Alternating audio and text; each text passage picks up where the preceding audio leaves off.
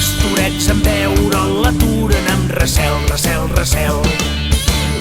I li fan la fimosi llescant de soc arrel, rapel, rapel, llescant de soc arrel. Toca fer el pessebre ja, Dono per suposat que l'arbre ja està guarnit, tonejat i il·luminat amb els llums aquells epilèptics. Sempre que sento parlar de l'Avet d'Espinelves, penso que parlen d'una noia que es diu Elisabet i que viu allà arran de l'Ins transversal. Bueno, és igual, això. Aspectes molt importants a observar en el disseny i construcció del pessebre. La iaia sense dents tritura genivades les galetes del tu. Primera, ha de ser tradicional. Que sí, que no hem de tancar-nos a les noves tendències i als nous avenços i aquestes coses, però el pessebre ha de ser tradicional i s'ha acabat, no un engendro conceptual que no s'entén res. Ni una maqueta d'Ibertren d'aquelles amb tots els acabats, ni dues setrilleres, la sal i el pebre i un cacauet sobre una caixa de joanoles. Això no val. El centre escènic és el naixement d'un nen en forma de persona humana que dorm a dins d'una menjadora en una establia. No valen cada any penjades ecodidàctico-patilleres d'aquelles que aprofitem materials i no sabem què cony és cada cosa. Per fer un pilar de campanes, obra de ment malaltissa. I al voltant tampoc hem de molar mitja biosfera botànica del planeta, que després la selva pluvial queda una passa de camell del Sàhara més ressec. Infraestructura bàsica. Necessitem un aglomerat amb imprimació antihumitats o una taula folrada en plàstic que puguem arrambar a la paret per poder tenir un cel de fons, no? Materials. Plàstic impermeable i xinxetes o fondavella de llit de nen pixaner. Paper amb motius nadalencs per folrar taula o tela de senyera, en el seu defecte, també.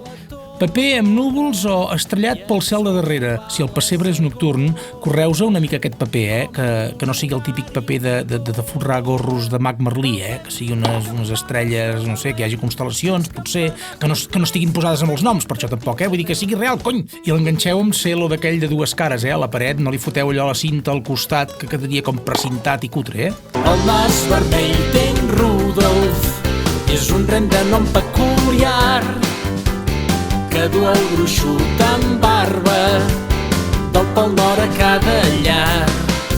Molsa sostenible de piscifactoria, òbviament, o estoreta sintètica d'imitació d'herba. Esponja per fer copa d'arbres si viviu en un barri tan asfaltat que no podeu trobar ni una merda de branquilló amb tija que imiti una mica la vegetació de l'any 0 passada pel sedàs de la catalanó més nostrada. Prohibidíssim Iron Fix de vellut verd. No sé per què, és una cosa que no he pogut sofrir mai. Paper d'alumini per riera o rierol. No cal rebregar una manta tèrmica d'ambulància per emular les catarates del Niàgara, amb un petit rierol n'hi ha prou.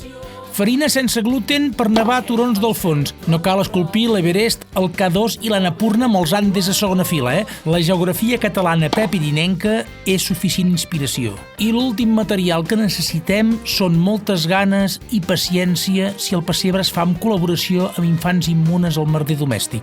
A Belém em vull anar, a Belém em vull anar.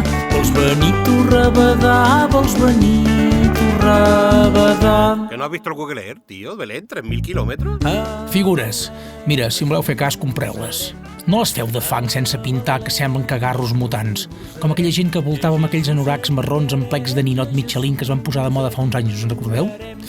Als basars xinesos no sols hi trobareu caganers amb diferents textures de femta, sinó que fins i tot pixaners i rujadors, que aquest any potser hi ha alguna pastora ja que es fa una lavativa. Ènema, en català. Sembla que amb aquest nom fins i tot sigui una cosa neta, oi? Prohibides també les figures capgrosses, com a Walt Disney Lades. És un pessebre, això, no un puto anunci de joguines. No val el mestissatge del fet a mà barrejat amb figures, per exemple, jo què sé, de Playmobils. No feu pessebres amb Playmobils, Legos i cagarros mutants. Ja has vist quin fart de veure els peixos del rierol i mamen en manada i n'hi ha algun que també sol. També necessitem un pont, amb mínim de 2 carrils, això no pot faltar. I un pou amb plataforma d'aquella que s'ha de dissimular, Una casa d'escorça, una minicasa d'escorça amb una gallina, i després el bestiar boví i oví vari. Això sí, només races autòctones, s'ha de ser seriós, Si no, llavors vas a una pizzeria, demanes pizza Roquefort i te la foten amb formatge blau. L'àngel, sempre millor penjat del sostre amb un fil transparent, que no pas estacat al llindar de l'establia com una iaia que ha caigut d'un 5è amb una camisa de dormir, Si us sentiu muy i mucho espanyols, podeu col·locar la Verge fregant, per exemple, un Sant Josep ben viril assegut en una butaca mirant la Roja a la tele i un pastor torero explicant-li al bou que el toro no sofre. Ding-dang-dong, sona pels camins, anar amb trineu, lliscant arreu, que n'és de divertir. Proporcions. S'agraeix una certa intenció anatòmica de les figures. No dic que no es puguin fer els gètols dels reis d'Orient, els quals jo preferiria que fossin 3 presidents de 3 repúbliques, no? Així no doctrinem els nens amb estructures d'estat que no ha votat ningú, oi? No et dic que no es pugui fer els 3 gètols dels provisionals reis mags de moment amb 3 càpsules de Nespresso, però foteu una mica de ganes i esmerceu-vos-hi una mica, va, que no quedin com drag queens pintades enmig d'un 8 a l'escala Richter. He vist pessebres on el nen Jesús suposadament acabat de néixer aparentava el pes del paquirrin després de festes en comparació amb els progenitors i bestiar calefactor del voltant.